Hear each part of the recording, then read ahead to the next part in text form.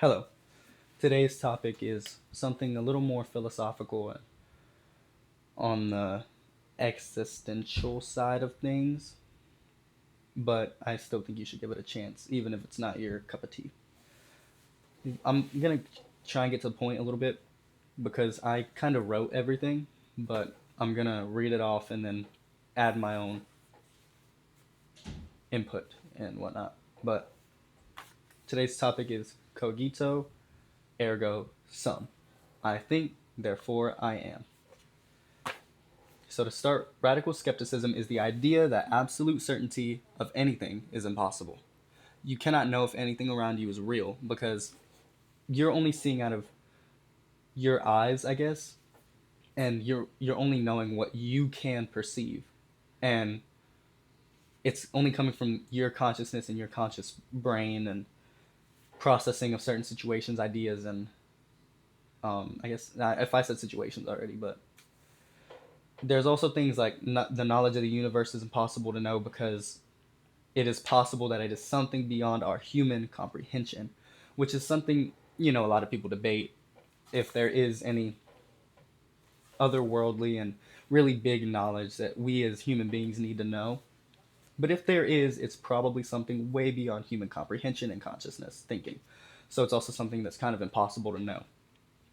And the same can be said about life and the meaning of it and some other things in our life that, we probably will never understand because our consciousness and processing and perception is just in the infinite scale of things, we are on the very low side of things. Because in a universe full of endless possibility, we got stuck with something that's pretty good, but we are the only really we are the highest and most intelligent beings that we know, but we don't know if there's something better out there. And that's knowledge that we probably won't ever know. So I would say that's almost impossible to know, and just something I thought I would add. But there is something you could know, and know for certain. If you were to doubt the fact of your existence, you would be wrong. And I mean, like, doubting the fact that you exist at all. Do I even exist? Am I real? Is this the Matrix? Wrong. Hear me out. Well, maybe the Matrix argument could be seen with this. I don't know. Take it as you will. I'm giving you the information and what I think. Take what you will. The purpose of this channel is to make you think, make you see things differently, and take a different perspective on things you probably had a perspective on already. The cogito argument. I'm probably saying that so whitewashed, but it's whatever. And thank you to Philosopher Games on YouTube for this. Watched a very good video about it. Go watch it if you want to know more because, hey, I'm just a 14-year-old, but I'm very confident in what I'm saying. So the argument kind of goes in three steps.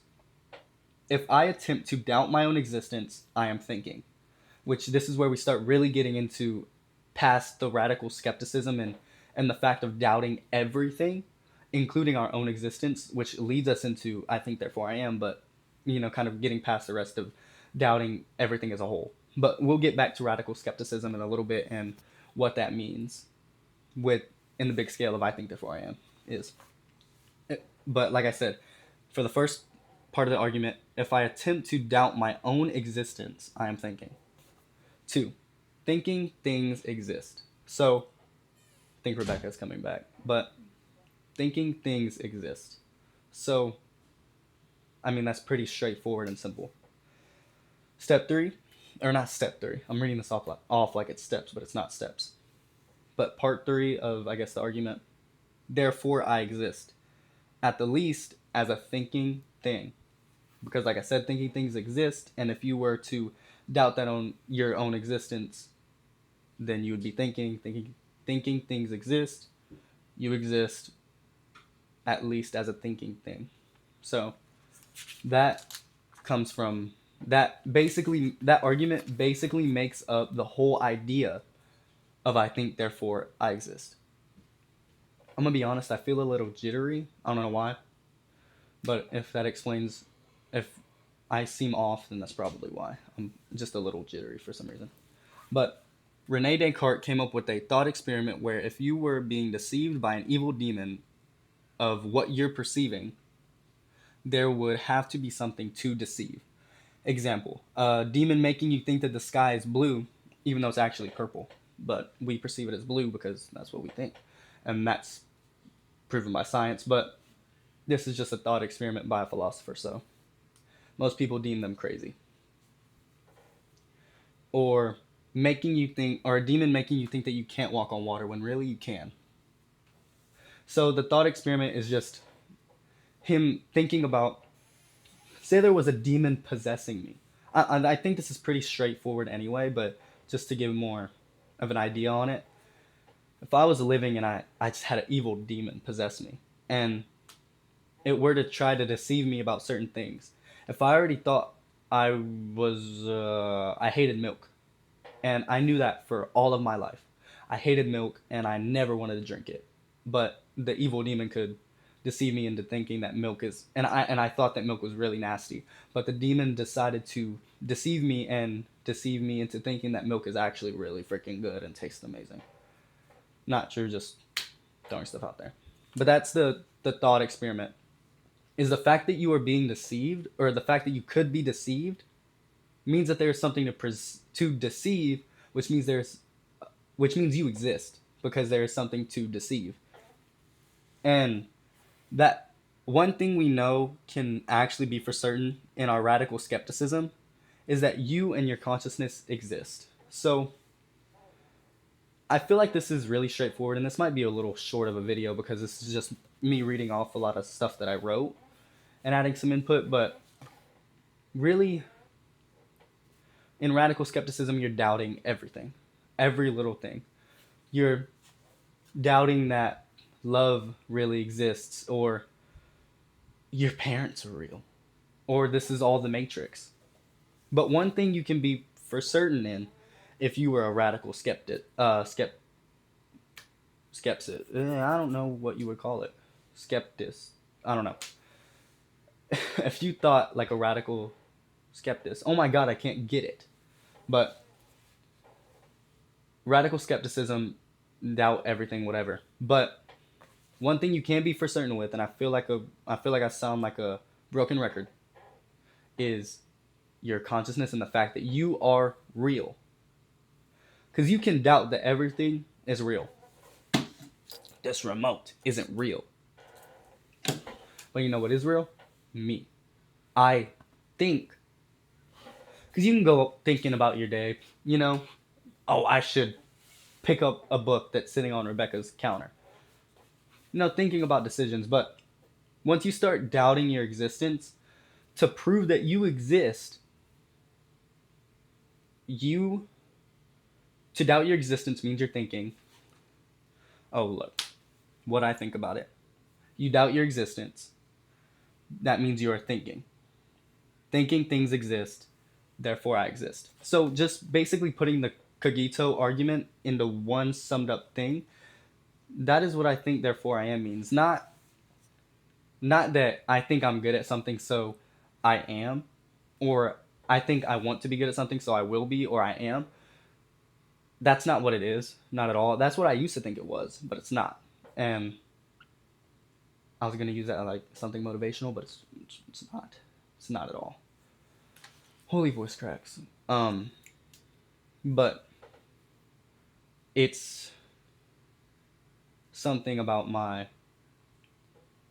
it's something about thinking that you exist. That's what I think therefore I am is. So this is a really short video. I can see the time on the mirror, but I feel like I kind of went through it fast. But to sum it all up, gotta go back. Radical skepticism is just it sound like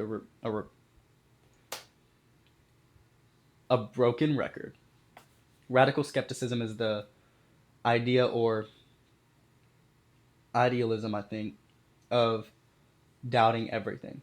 And you can doubt everything in your life, but once you get to existence and the idea that maybe you don't exist in the grand scheme of things, Once you get to that point, then you can run a little thought experiment with the demon thing. But I mean, that's not very logical, in my opinion. So you could think about the doubting your existence.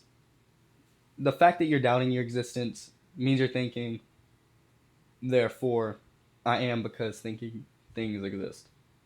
So it's a pretty straightforward video for today.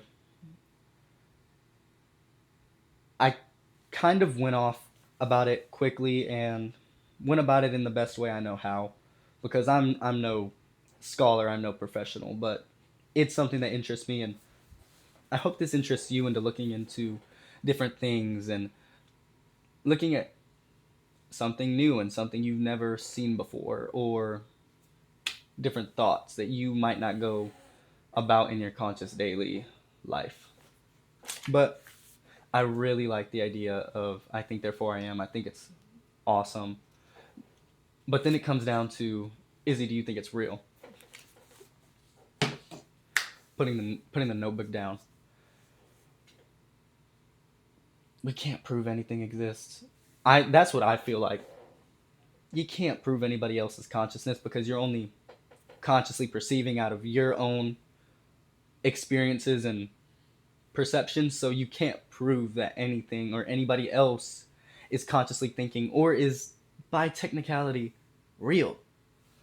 So do I agree with it? A little bit, but I think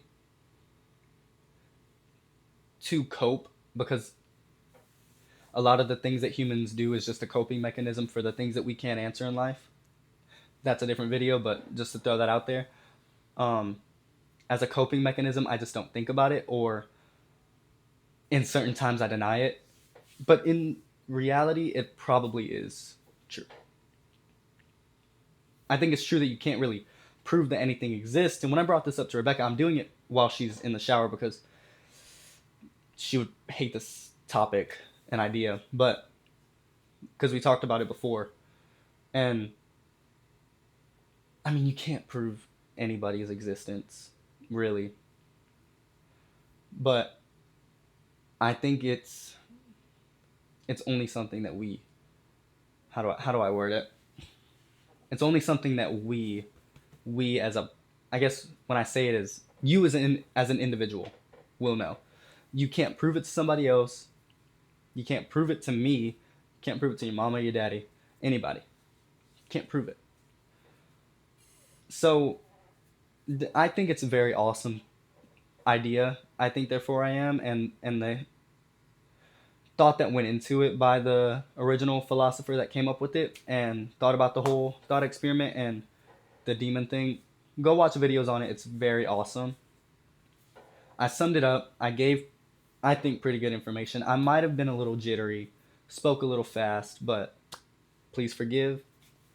It's been a weird day, so I'm recording really late, and that might be the reason. I don't know. Because I took one take already, and it wasn't the best take, so I had to redo it. This isn't the best take either, but we're not striving for perfection. We're striving for knowledge. And that's what I hope I gave you today. But have a great day. I apologize for my imperfections. We're going to have a better video tomorrow. But try something new. Think about something new. Do research on this idea if it interests you at all. And have a great day. You're loved. You're awesome. Have a great day.